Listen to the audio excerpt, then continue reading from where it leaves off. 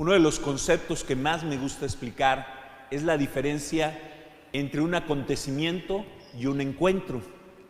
¿Qué es un acontecimiento y un encuentro? Bueno, sales en la mañana, ves a una persona pidiendo limosna, automáticamente sacas una moneda, ni ves a la persona, pones la moneda y te vas.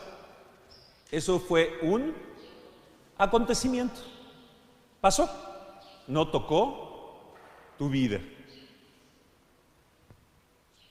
El mismo hecho, sales en la mañana, una persona te pide una limosna, tú le sonríes, le dices, buenos días, ¿cómo estás? Te hace la plática, le preguntas cómo se llama y además le das una moneda.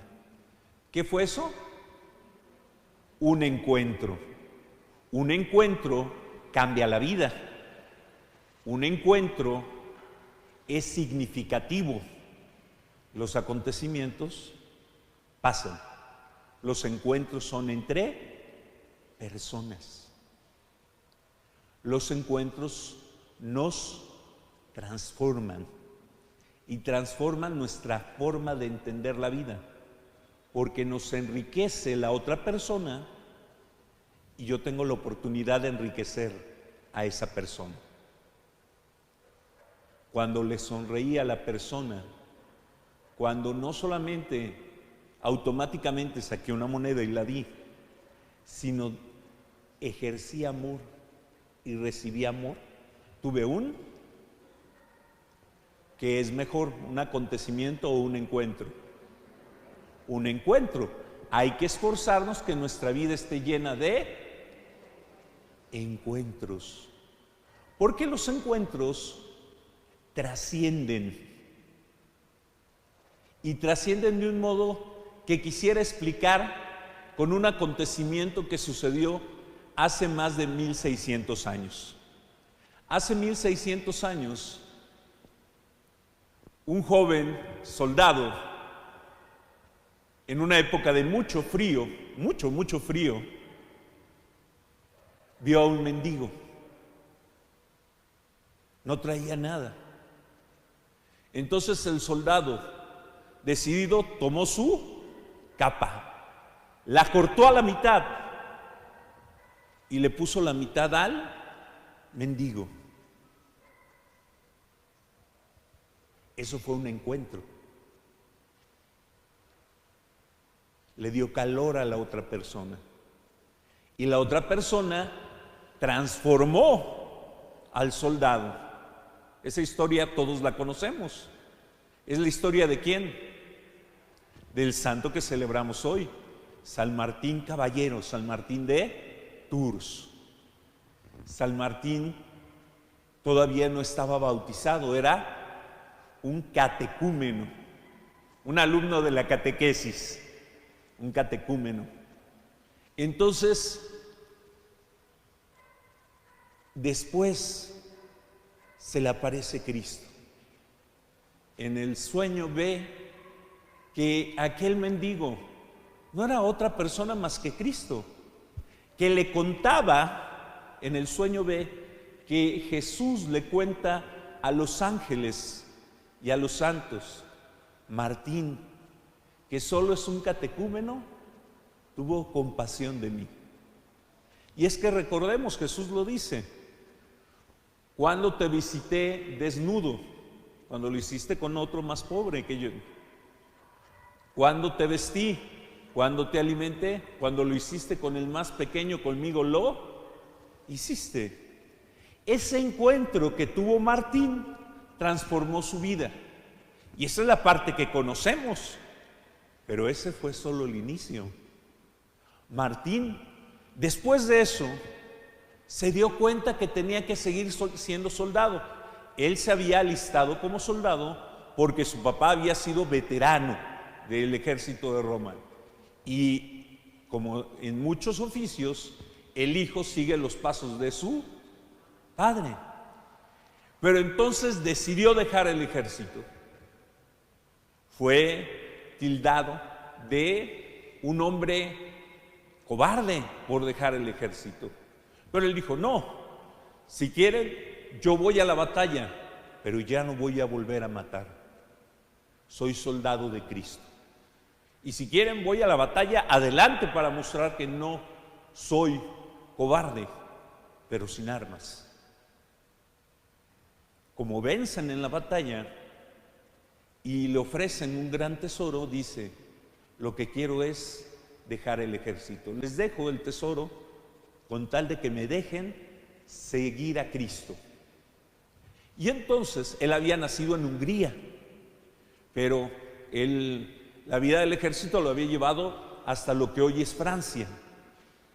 Y ahí había un santo, Hilario de Poitiers. Este gran santo, famoso evangelizador, San Martín, fue y se acercó a él y aprendió muchísimo de él y le pidió hacerse monje. Hilario le regaló un terreno y ahí fundó el primer monasterio de Europa. Europa está lleno de muchos monasterios, pero el primero de todos lo fundó San Martín Caballero. Hubo muchos monjes alrededor de él en el primer monasterio. Faltaría todavía muchos años para que naciera San Benito, el padre de los monjes de Occidente. Pero el primer monasterio lo fundó San Martín. San Martín fue tan bueno que cuando se murió el obispo de Tours, la gente de Tours dijo, queremos que él sea nuestro obispo. Los obispos presentes para elegir obispo dijeron, no, es un mendigo apenas. Y la gente y los sacerdotes dijeron, lo queremos a él. Movidos por el Espíritu Santo lo ordenaron obispo. Él quiso seguir viviendo como monje, pero se dio cuenta que un obispo no podía estar encerrado. Y entonces empezó a evangelizar toda la región cercana a él. ¿Saben qué lugares evangelizó? París. Todavía no era la gran ciudad que es hoy, por supuesto, pero él fue el evangelizador de París y de las regiones cercanas a París.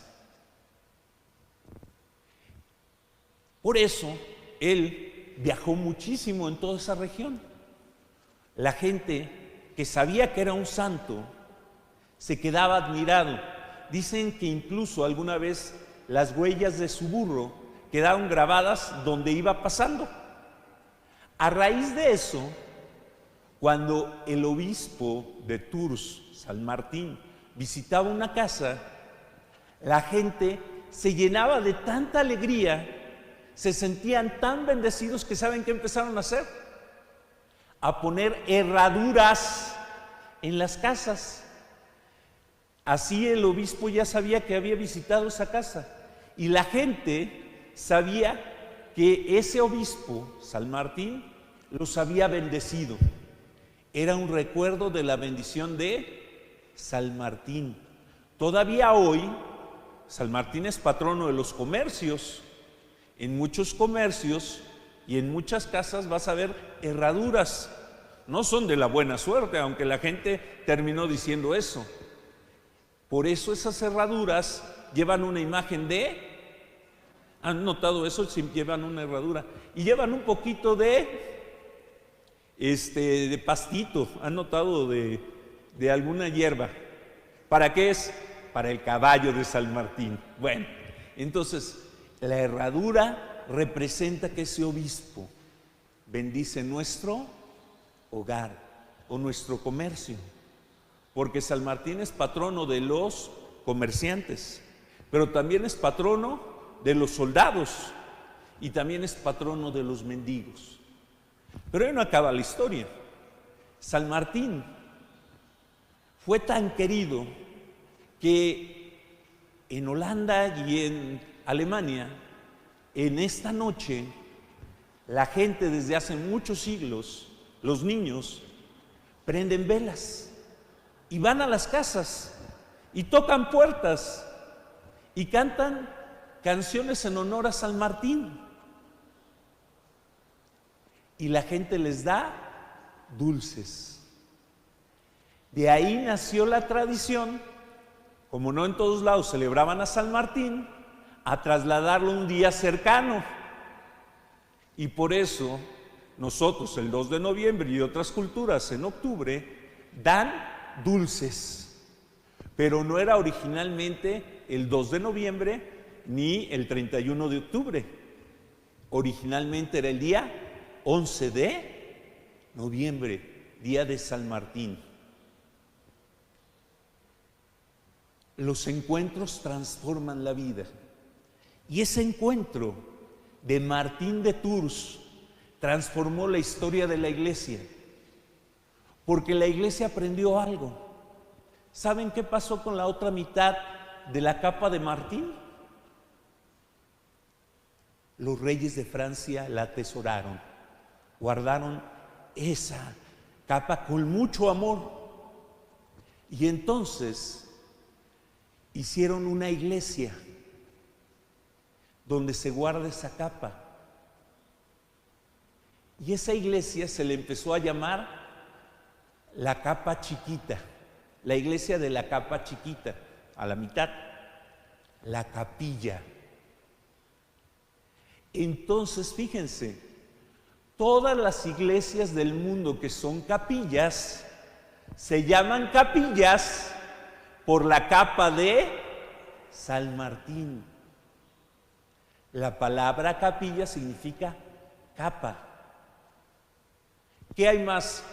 ¿Parroquias, catedrales, basílicas o capillas?